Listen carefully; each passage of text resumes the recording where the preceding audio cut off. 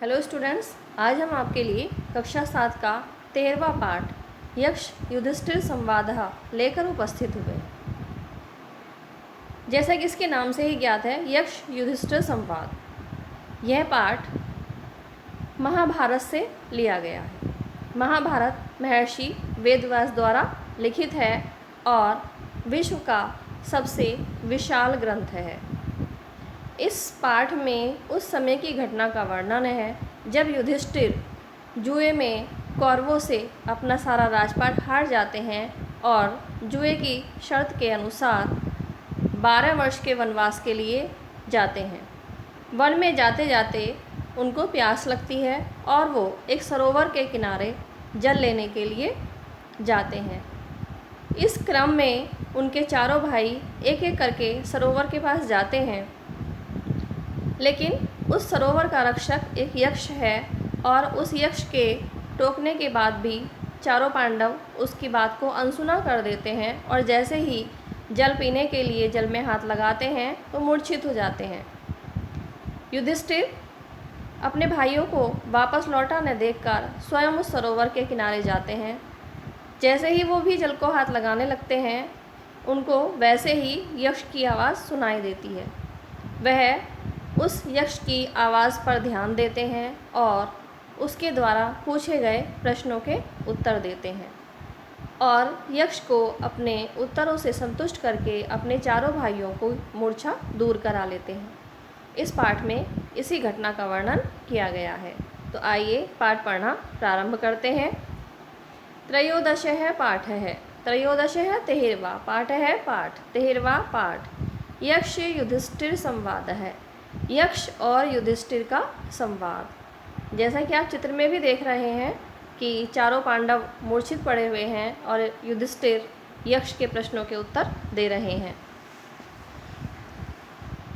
सबसे पहला प्रश्न जो यक्ष ने युधिष्ठिर से पूछा था, यक्ष उवाच, यक्ष ने कहा या पूछा, किं स्विद गुरुतरम भूमेः किं स्विद उच्चतरम च खात् किं स्विद शीघ्रतरम वायोः किं स्विद बहुतरम तृणात्। किं स्विद कौन है, गुरुतरम, गुरु के तीन चार अर्थ होते हैं। गुरु को, टीचर को भी गुरु कहा जाता है, आचार्य। गुरु भारी भी होता है और गुरु का मतलब बड़ा भी होता है। तो गुरु शब्द के 3 अर्थ होते हैं।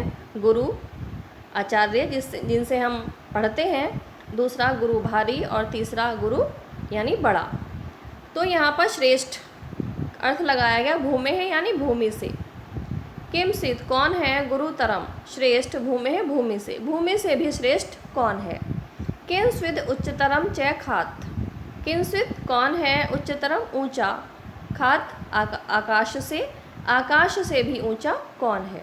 पहली लाइन का अर्थ हुआ भूमि से भी श्रेष्ठ कौन है या भूमि से भी बड़ा कौन है और आकाश से भी ऊंचा कौन है या किसका स्थान है।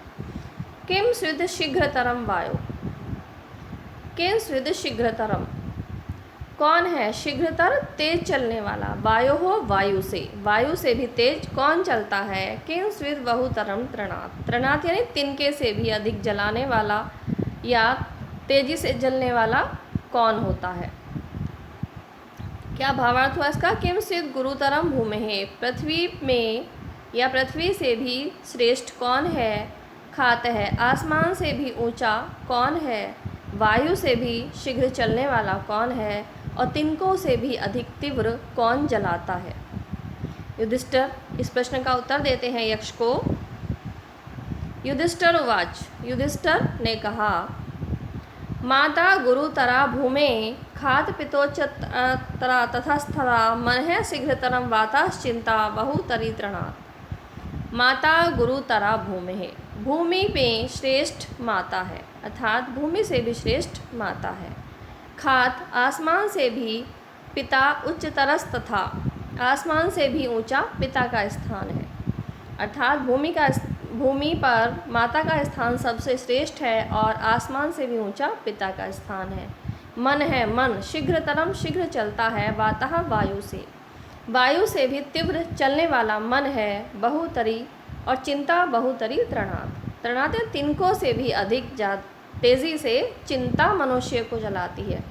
चिंतित मनुष्य हमेशा चिंता में डूबा रहता है और उसको न दिन को चैन होता है और न ही रात को आराम होता है। तिनके तो थोड़े क्षण के लिए ही, या ईंधन थोड़े क्षण के लिए ही, जब तक हम उसको जलाते हैं तभी तक जलता है, लेकिन चिंता जो है व्यक्ति को पूरे जीवन भर जलाती रहती है।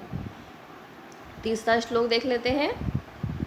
यक्ष उवाच, यक्ष ने फिर से कहा, किंस्विद प्रवसतो मित्रम किंस्वित मित्रम गृहे सतः आतुरस्य च किं मित्रम किंस्वित मित्रम मरिष्यतः।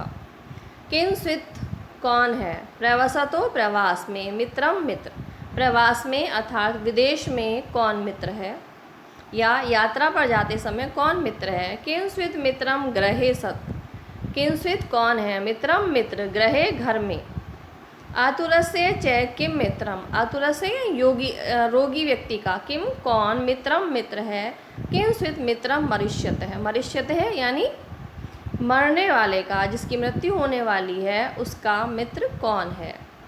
आइए अर्थ देख लेते हैं। प्रवास में कौन मित्र है, घर में मित्र कौन है, रोगी का मित्र कौन होता है, और मृत्यु की ओर उन्मुख व्यक्ति का मित्र कौन होता है। युधिष्ठिर इस प्रश्न का उत्तर यक्ष को देते हैं।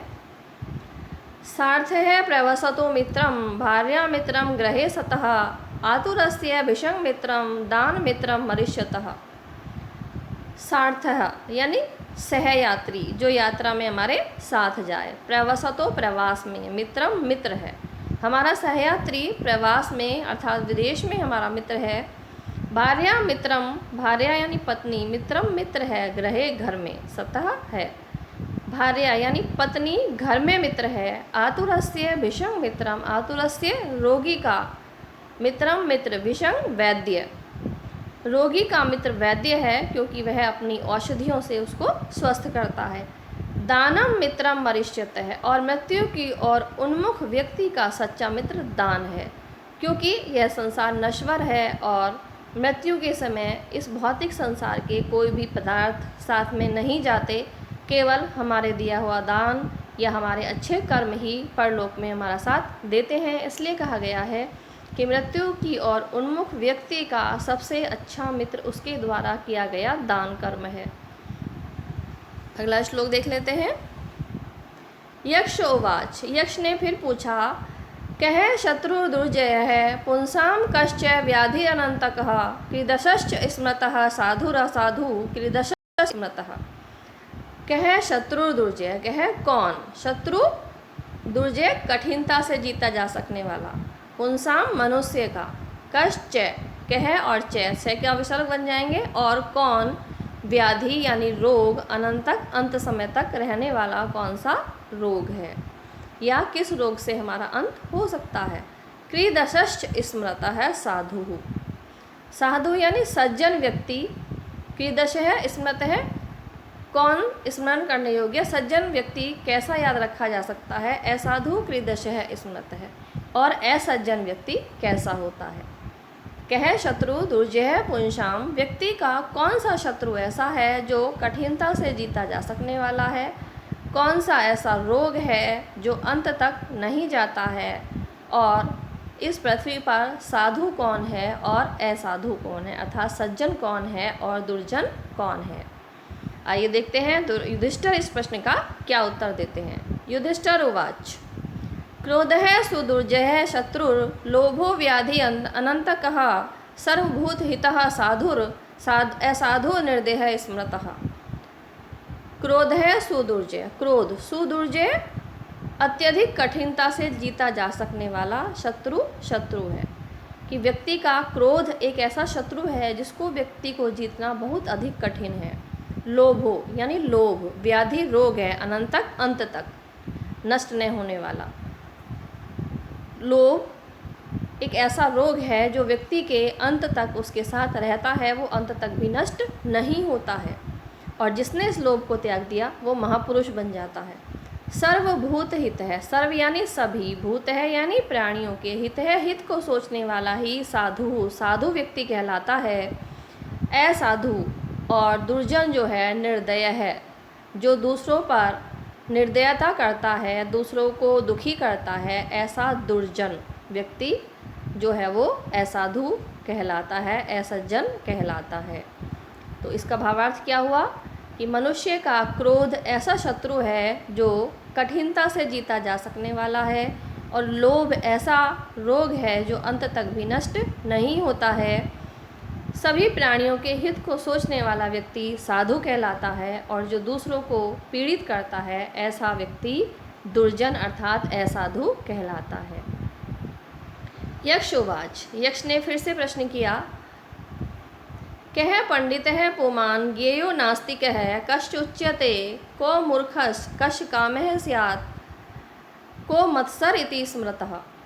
यक्ष ने पूछा, कह पंडितः, कौन पंडित है, पुमान व्यक्ति को, ज्ञेयो जानना चाहिए, नास्तिक है नास्तिक, कश्च उच्यते कौन उच्यते कहा गया है, कौन पंडित कहा गया है, कौन व्यक्ति ज्ञानी है, कौन नास्तिक कहा गया है, को मूर्खः मूर्ख कौन है, कश्च कामः स्यात् और कामी व्यक्ति कौन है, को मत्सर है इति स्मृत है, मत्सर यानी ईर्ष्या, ईर्ष्या, और ईर्ष्यालु व्यक्ति किसको कहा गया है, ईर्ष्या किसे कहा गया है। युधिष्ठिर उवाच, युधिष्ठिर ने कहा, धर्मज्ञ पंडितो ज्ञेयो नास्तिको मूर्ख उच्यते कामः संसार हेतुश्च हित तापो मत्सरः स्मृतः। धर्मज्ञ है, धर्म को जानने वाला, पंडितो पंडित, ज्ञेयो जानना चाहिए, नास्तिको जो नास्तिक है, मूर्ख उच्यते उसे मूर्ख कहा गया है, अर्थात धर्म को अच्छी प्रकार से जानने वाला पंडित होता है, और जो नास्तिक होता है वह मूर्ख व्यक्ति कहलाता है। काम है संसार हेतुश्च, संसार का हेतु काम है, सांसारिक माया मोह का हेतु कामनाएं हैं, हृद तापो मत्सर है, और हृदय का जो ताप है, जो हृदय की जलन है, वो मत्सर अर्थात ईर्ष्या है या ईर्ष्यालु होने का लक्षण है। तो युधिष्ठिर कहते हैं कि धर्म को जानने वाला पंडित कहा गया है, नास्तिक को मूर्ख कहा गया है, संसार का कारणभूत काम है अर्थात इच्छाएं हैं, और हृदय की जलन ही ईर्ष्या कही गई है। आइए इसके शब्दार्थ देख लेते हैं। केनस्वित यानी कौन, खात आकाश से, बहुतरम अपेक्षाकृत अधिक, प्रवसतः परदेश में, आतुरस्य रोगी का, मरिष्यतः मरने वाले का, सार्थः सहयात्री, भिषक वैद्य, दुर्जय कठिनाई से जीता जा सकने वाला, पुंसाम मनुष्यों का, अनंतक कभी अंत न होने वाला, सर्वभूत हित है सभी प्राणियों का हित करने वाला, पुमान पुरुष, मत्सर ईर्ष्या या ईर्ष्यालु, हृद ताप है हृदय की जलन। तो स्टूडेंट्स, इस वीडियो से इस पाठ को समझने में आपको सहायता मिली होगी। इसी तरह की अगर और भी आप एजुकेशनल वीडियो प्राप्त करना चाहते हैं तो हमारे चैनल देववाणी संस्कृत को सब्सक्राइब करें, और अगर यह वीडियो आपको पसंद आई हो तो इसको लाइक और शेयर अवश्य करें। धन्यवाद।